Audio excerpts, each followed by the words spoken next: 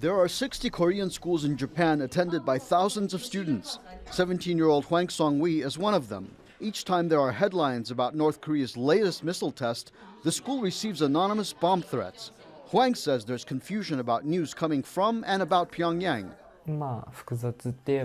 I get mixed feelings. Honestly speaking, I cannot deny all the news reports we see on TV because we don't get to hear from the North Koreans directly. The North's leader Kim Jong-un has threatened to sink Japan and the United States. The Korean community in Japan has been divided since the Korean War, but the only direct funding and curriculum guidance for its schools comes from Pyongyang.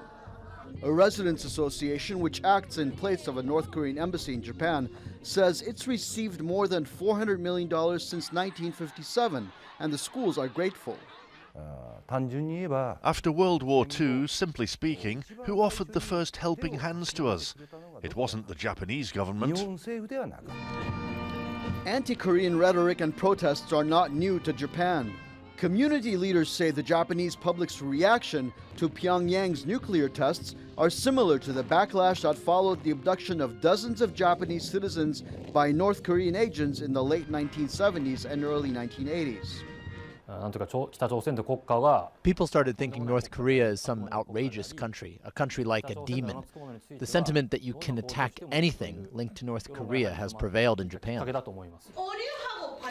For Korean parents in Japan who want their children to learn the Korean language, history, and culture, pro-Pyongyang schools are the only option, regardless of their own political beliefs about the North Korean regime.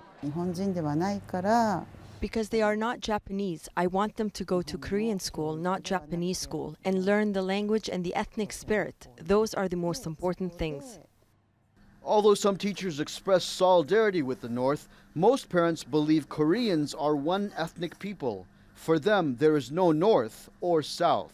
Chaderjian, Al Jazeera.